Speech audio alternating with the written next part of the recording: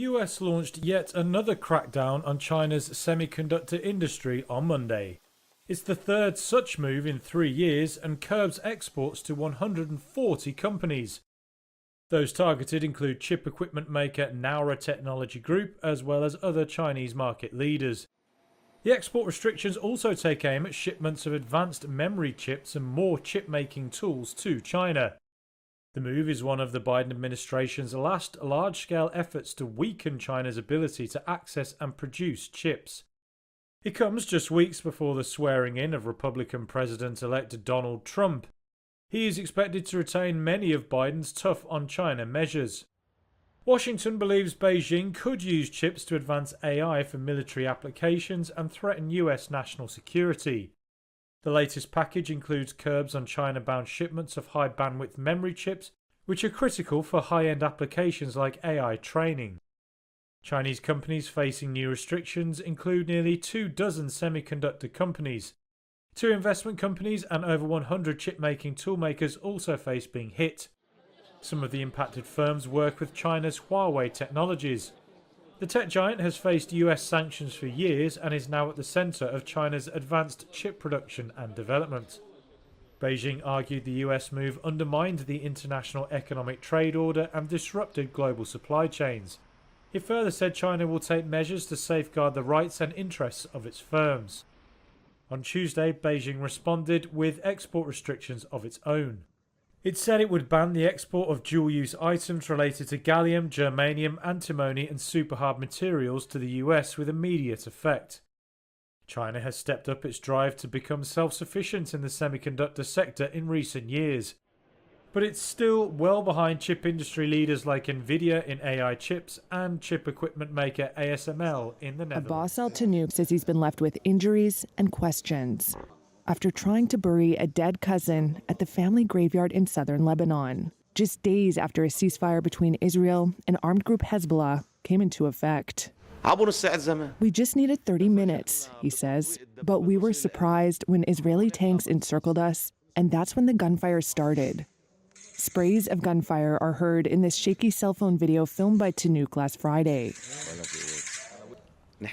Why did we go back? Because there's a ceasefire. That reassures you, he says, adding that he cleared his movements with the Lebanese army and the UN peacekeeping force there.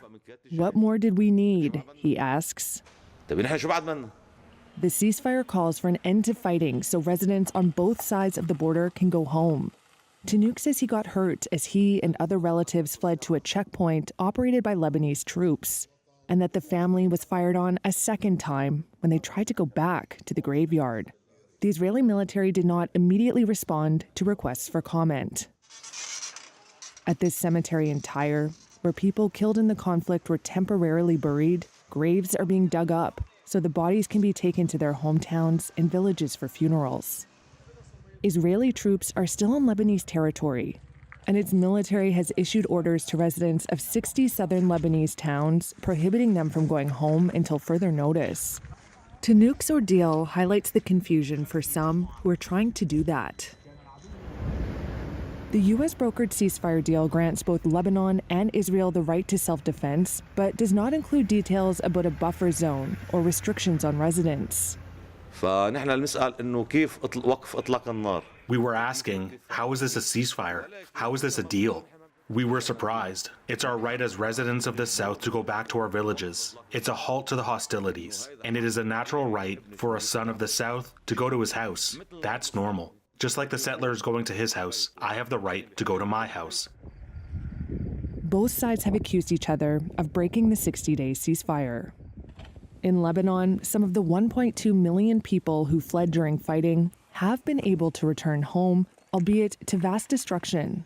Not Mustafa Ibrahim al-Sayed, a father of 12. He wants to go back to Beit Leaf, which is just over a mile from the border, but is still living in this displacement shelter. I went there 2 days ago. I went alone. It is all destruction there. As soon as I arrived, there were 2 shells around the town, and I got a message on my phone that our town is within the area we can't go to. So I picked up my stuff and came back here. We fled. Syed is working on an agricultural project for displaced people, but says he dreams of returning home. I hope we go back to our town so we can get peace of mind, he says. Facing down what could be the most difficult winter since the start of Russia's invasion, some Ukrainians are rushing to install new generating capacity. These solar panels on a residential building in Kyiv will help keep the heat on and power flowing for about 1,000 families, said Valery Pindik, who heads the building's housing association board. Russia has intensified its attacks on Ukraine's energy infrastructure, with at least 11 major missile and drone strikes since March. About half of Ukraine's generating capacity was knocked out and distribution networks were also damaged. Estimates from the Kyiv School of Economics puts physical damage and financial losses at more than $56 billion. Analysts say coping strategies include more electricity imports from Ukraine's western neighbours and purchases of generators and alternative energy sources like solar panels and batteries. In Kyiv, daily blackouts of 8 hours are common and people plan their days around power availability. That's led some residents and businesses to seek generating capacity outside the central system. Once the lights go out, the immediate fix for many is to turn on generators, a temporary solution, analysts said. And one that drives up costs, said this Kyiv business owner. He says using the generator means 1 kilowatt hour is nearly 5 to 6 times more expensive than usual. Serhiy Kovalenko is the CEO of Yanso, which supplies electricity and gas to more than 3.5 million consumers and up to 100,000 businesses. The company provides options that include solar panels and accumulating batteries and inverters. Kovalenko said demand is high and they've installed up to 8 megawatts of alternative energy options this fall. That's enough to supply around a dozen enterprises, the company said. Kovalenko said they expect to install about 30 to 35 megawatts in the new year. Official data shows that about 1.5 gigawatts of new solar capacity has been installed, but given Ukraine's needs and the scale of wartime damage, such changes are only the beginning. Dozens of financial programs supported by Kyiv's Western allies have been launched to shift Ukraine's energy mix to a cleaner and more sustainable model. Legislative changes were also introduced to simplify equipment purchases and imports. Pindik said the cost of the solar panels on his building was about $23,000, with the government and Kyiv municipality helping offset about 2/3. Pindik says they plan to install more panels on other buildings next year. After more than 3 decades in Ghana's police force, Emmanuel Ameruomega had a clear plan for his retirement. Now, with an election approaching and amid a struggling economy, his plan has been derailed. He had invested part of his pension benefits in government bonds. But in 2023, Ghana's government, grappling with a mountain of domestic debt, restructured the bonds he and thousands of others held. I was shocked and I didn't know what to do. The domestic debt restructuring was necessary for Ghana's government to get a 3-year, $3 billion International Monetary Fund bailout. But it saw the retired chief inspector's old bonds exchanged for new ones with lower yields and longer maturities. He says he now can't afford to fuel or service his car, and describes his money as having been stolen. Most of our colleagues, those who could not withstand the heat, the pressure, some just had a heart attack, shock. Ameruomega's plight is indicative of the economic anxiety that has gripped Ghana ahead of a December 7th presidential election. Under the current authorities, Ghana's economy has buckled under the weight of the global health crisis, the war in Ukraine, higher global interest rates, and years of excessive borrowing. Public debt rose from 63% of GDP in 2019 to 92.7% in 2022. The Saudi currency has suffered rapid depreciation. Inflation has peaked above 54%. and that's hit consumers and businesses. At a market in Ghana's capital Accra, second-hand clothes seller Ma Rose says the cost of goods is extremely high. A sack of onions, for example, has almost tripled in price, she says, adding that life is increasingly difficult. The election pits Vice President Mahamudu Bawumia of the ruling New Patriotic Party against former President John Dramani Mahama of the opposition National Democratic Congress. One analyst said polls have shown that most Ghanaians are struggling with a cost of living crisis, and that makes it a key influence on the election. Meanwhile, voters like Ami Wamega say the challenges they've faced with the debt restructuring will be a factor in determining who gets their vote. The French government faces almost certain collapse later this week. Far-right and left-wing parties said they will vote for a no-confidence motion against Prime Minister Michel Barnier.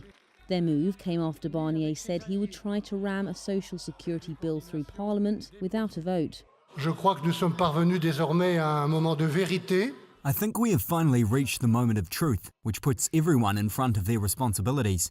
It's now up to you, the nation's lawmakers, to decide if our country adopts a responsible budget bill, indispensable and useful for our fellow citizens, or if we enter into unknown territory. A last-minute concession was not enough to win support for the bill from the far-right National Rally, or RN. Michel Barnier. The party's president, Jordan Bardella, said this wouldn't change unless there was a, quote, last-minute miracle. Should all RN lawmakers vote with the left to topple Barnier, the minority government won't survive. The budget bill seeks to rein in France's spiralling public deficit through $63 billion in tax hikes and spending cuts. But Barnier's struggles to get it through Parliament threaten to plunge France into its second political crisis in 6 months. This underlines the instability that has taken hold in countries across the EU. The opposition now has 24 hours to put forward a no-confidence motion, which Barnier has urged lawmakers not to back. The vote could take place as early as Wednesday. Donald Trump said Monday he is opposed to Nippon Steel's planned $15 billion buyout of US steel. The US president-elect further said he believes a series of tax incentives and tariffs will revive the American firm. Trump said on his social media platform Truth Social he would block this deal from happening, buyer beware. Nippon Steel hopes to close the deal before Trump retakes the White House on January 20th.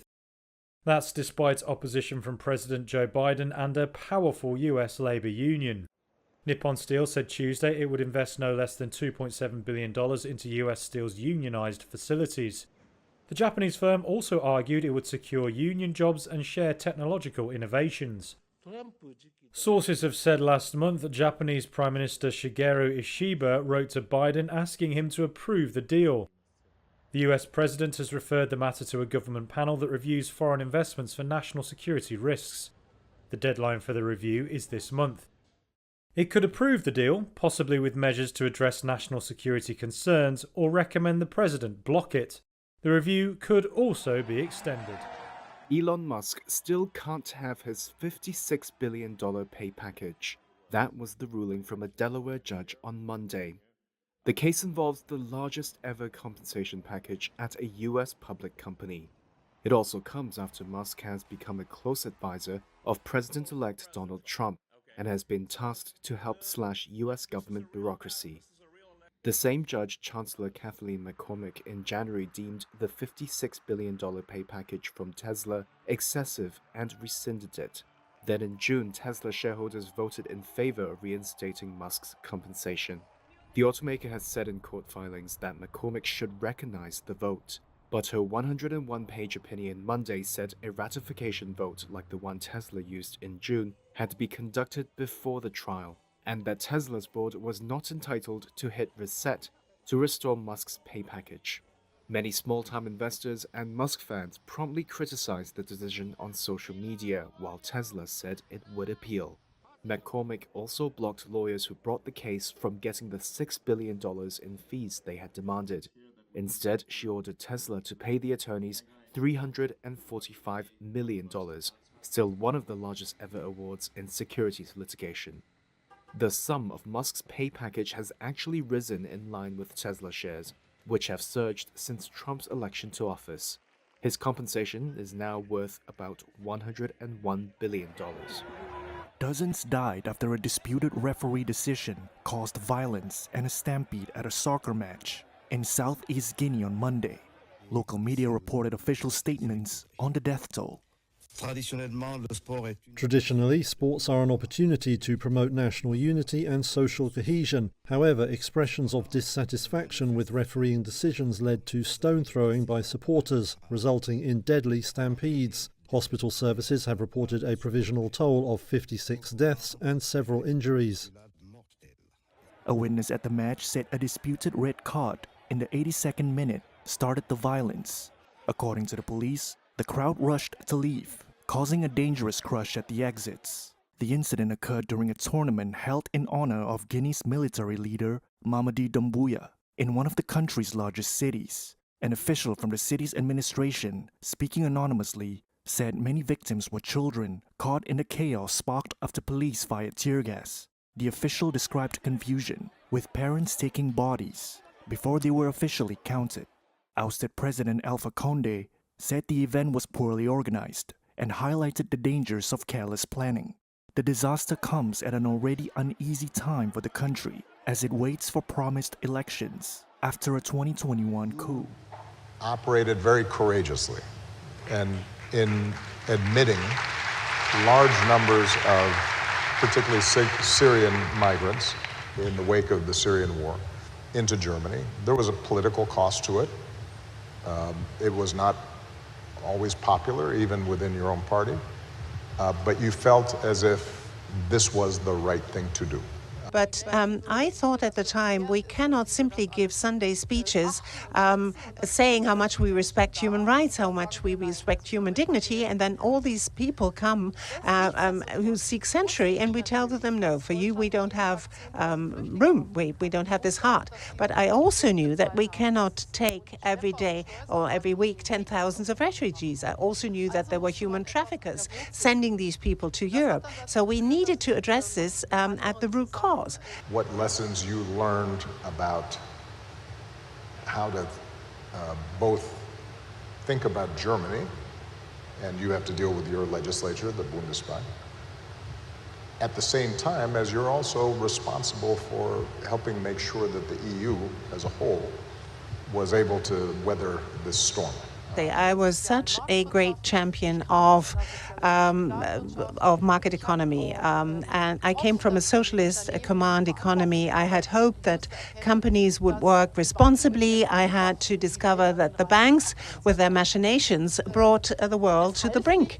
And in the end, the states needed to step in to save the situation. So I did have to find a way forward which would save the euro, but would still would not mean a sort of a communitarization of our debt. And that was very hard to understand, because we're a union, a community, but we're not a state. And this difference, I think, made it difficult for outsiders to understand. But in the end, I think at the end of the day, we managed it all right.